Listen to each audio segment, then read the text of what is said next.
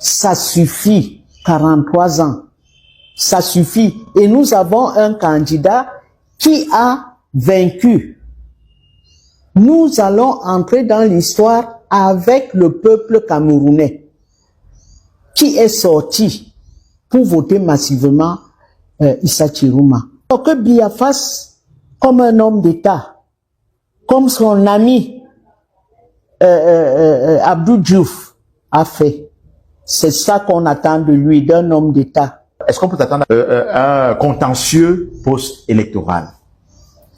Est-ce qu'on s'achemine vers là? Certainement. C'est-à-dire ce scénario où le Conseil constitutionnel va déclarer le président sortant vainqueur, un peu comme en 2018, et on va se retrouver au contentieux post-électoral avec un certain Issa qui aurait été déclaré deuxième, et ce sont justement c'est les preuves qui feront foi à ce niveau-là pour pouvoir défendre oui, les preuves feront foi, sauf que le peuple camerounais n'est pas idiot. Le peuple camerounais est sorti massivement pour aller voter Issa Chiruma. Et j'ai eu des informations de tout le Mungo, de Nkonsamba à Pongo, à Dibombari, Bomono. Pourquoi? Parce que tout le monde est sorti. Et l'information, c'était que sur tout le Mungo, le RDPC a été battu. C'est-à-dire le candidat du RDPC.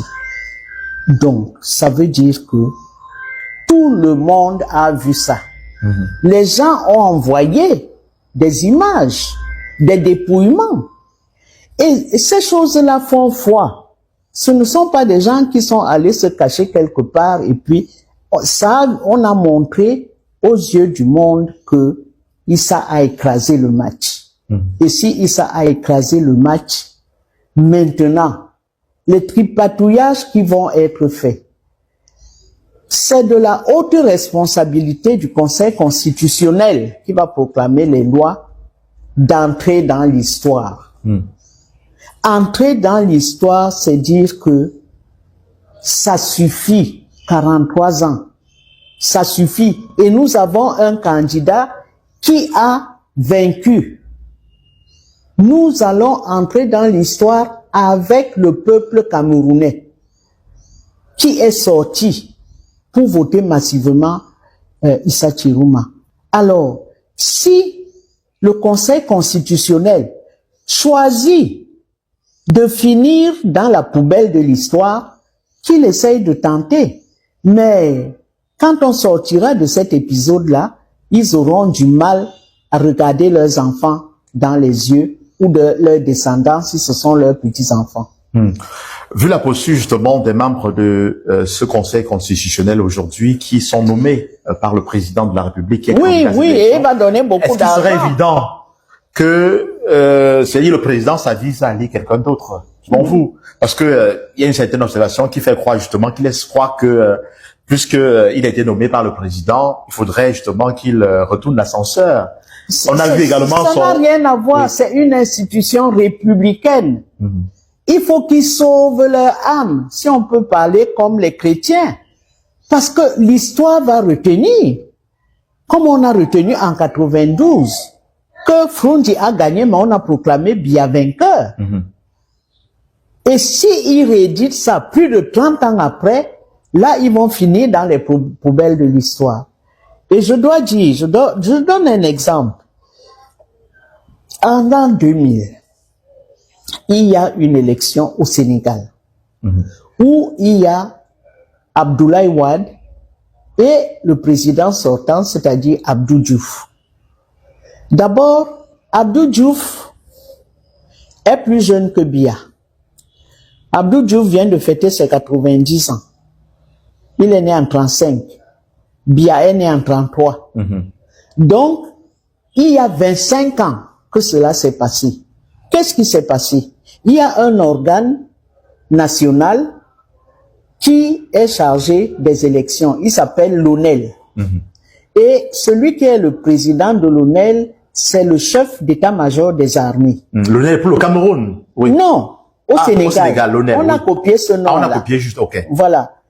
Et le matin, quand le président Abdou Diouf appelle le patron de l'ONEL, le patron de l'ONEL lui dit, président, on a perdu. Abdoulaye Wade est vainqueur. C'est dû à quoi? Les portables sont entrés dans la danse. C'est-à-dire que on n'attend plus qu'un camion prenne la route pour venir amener les urnes. Non. C'est par les portables. Chacun a des portables, y compris l'opposition. Donc, les informations ont été vite centralisées à Dakar. Donc, le matin, quand le président Abdou Diouf appelle le patron de l'ONEL, il lui demande quelle est la situation. Il lui dit, patron, vous avez perdu l'élection et c'est Wade qui a gagné. Il dit, ok, je prends acte. Et 30 minutes après, il appelle Abdoulaye Wade pour le féliciter. Lui dire, je vous adresse mes félicitations. J'ai fixé la date de la passation de service tel jour, à telle heure, et je vous attends au palais. Mais la leçon au Sénégal, est-ce que ça peut se... C'était au Sénégal. Comme celui-là peut se produire et c'était en 2000. 2000, oui. Il y a 25 ans. Tout à fait. Que Abdou Diouf est parti. Quand on lui a signifié que les titres, les chiffres de l'ONEL indiquent que il a perdu l'élection. Il dit, ok, j'ai entendu, je prends acte. Et après, il appelle Wade. Il lui dit, je vous adresse mes félicitations. Donc, on va se retrouver tel jour à telle heure pour la passation de service. Vous sous-entendez quoi par là? Que le président peut appeler Issa Chiroma. Si on lui a donné tous ces décomptes que nous on a vus, ce matin, il pouvait appeler Issa Chiroma, lui dire félicitations, je fixe tel jour pour la passation de service. Vous êtes le président élu. Voilà. Mais Biya ne peut pas faire ça. Donc, c'est pour dire que si le président tient à plonger l'arbitre des élections, celui qui proclame les élections, dans la fraude, et que eux, ils acceptent de prendre sur eux cette honte-là, ben, le peuple, un jour, leur en tiendra rigueur.